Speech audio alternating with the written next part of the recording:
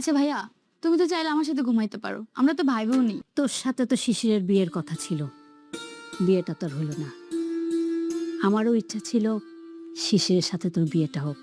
কি হতে চলেছে আমাদের সংসার নাটকের 10 নম্বর পর্বে? এমন কিছু ঘটনা সামনে আসতে যাচ্ছে যা এই পরিবারের ভেতরে একের পর এক বিস্ফোরণ ঘটাবে। আর এই পর্বে আছে এমন কয়েকটি বড় টুইস্ট যেগুলো দেখার পর দর্শকরা সত্যিই অবাক হয়ে যেতে পারেন। তাই আজ আমরা শুধু কথা বলবো 10 নম্বর পর্বে কি কি ঘটতে চলেছে তা নিয়ে।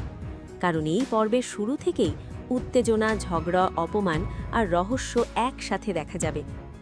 10 নম্বর পর্বের শুরুতেই মূল ঝামেলাটা তৈরি হবে শিশিরের, তার স্ত্রী নৈরিন এবং শিশিরের এক্স অরিনকে নিয়ে।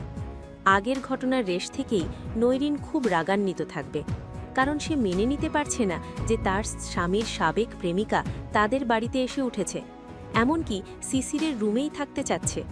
এই বিষয়টা নৈরিনের কাছে ভীষণ অপমানজনক মনে হবে। তাই 10 নম্বর পর্বে দেখা যাবে নৈরিন আর অরিনের মধ্যে তীব্র কথা কাটাকাটি শুরু হবে। নৈরিন সরাসরি অরিনকে প্রশ্ন করবে কেন সে এই বাড়িতে এসেছে এবং কেন শিশিরের রুমে থাকতে চায়। এই পরিস্থিতিতে শিশির মাঝখানে পড়ে যাবে, কিন্তু আশ্চর্যের বিষয় হলো সে খুব একটা জোর দিয়ে কিছু বলবে না। তার চুপচাপ থাকা নৈরিনকে আরও ক্ষুব্ধ করে তুলবে। তখন নৈরিন মনে করবে শিশির হয়তো তার এক্সের পক্ষ নিচ্ছে। এখান থেকেই ঝগড়া আরও বড় আকার নেবে, এমনকি এক পর্যায়ে নৈরিন রাগের মাথায় শিশিরকে ডিভোর্স দেওয়ার কথাও বলে ফেলবে। এই কথা শুনে পুরো বাড়ির পরিবেশ আরও ভারী হয়ে যাবে। শ্বশুর শাশুড়িও তখন এই ঘটনায় জড়িয়ে পড়বেন। তারা চেষ্টা করবেন পরিস্থিতি শান্ত করতে, কিন্তু নৈরিন তখন খুবই ক্ষুব্ধ থাকবে এবং অনেক কঠিন কথা বলে ফেলবে। এই পর্বে আমরা দেখতে পারি পরিবারের বড়দের সাথে তার তর্কও হতে পারে।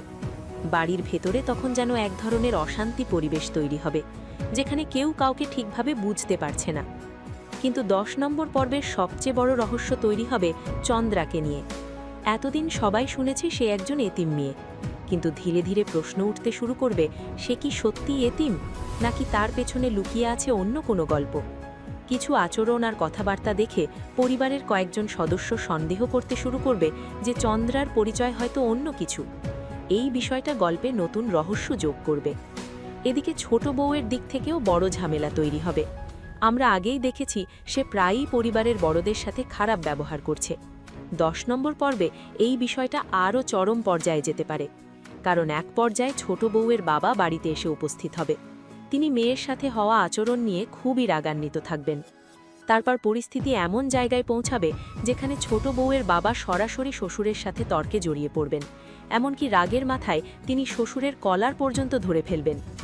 এই দৃশ্য দেখে বাড়ির সবাই অবাক হয়ে যাবে, কারণ এমন অপমানজনক পরিস্থিতি আগে কখনো ঘটেনি। আর এই উত্তেজনার মধ্যেই ঘটবে সবচেয়ে বড় ট্র্যাজেডি। এত চাপ আর অপমান সহ্য করতে না পেরে হঠাৎ করেই শ্বশুরের শরীর খারাপ হয়ে যাবে। পরিস্থিতি এমন পর্যায়ে পৌঁছাতে পারে যে তিনি হঠাৎ হার্ট অ্যাটাক করে বসবেন। তখন পুরো বাড়িতে আতঙ্ক ছড়িয়ে পড়বে। সবাই ছুটোছুটি শুরু করবে এবং বুঝতে পারবে এই ঝগড়া কত বড় বিপদ ডেকে এনেছে। এই পুরো ঘটনার সময় আর একটা বিষয় খুব চোখে পড়বে, শিশিরের আচরণ। যেখানে অন্য সবাই চিৎকার, ঝগড়া আর তর্কে ব্যস্ত থাকবে, সেখানে শিশির হয়তো অনেকটা চুপচাপ থাকবে, যেন সে বুঝতে পারছে পরিস্থিতি তার হাতের বাইরে চলে যাচ্ছে। এই নীরবতা গল্পটাকে আরও রহস্যময় করে তুলবে।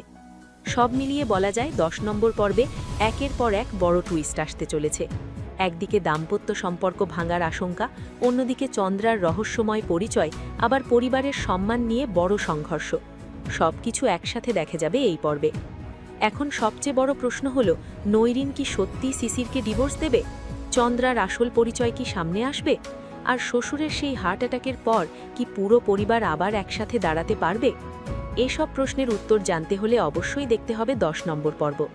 আর আপনারা কি মনে করেন সেটাও অবশ্যই কমেন্ট করে জানাবেন।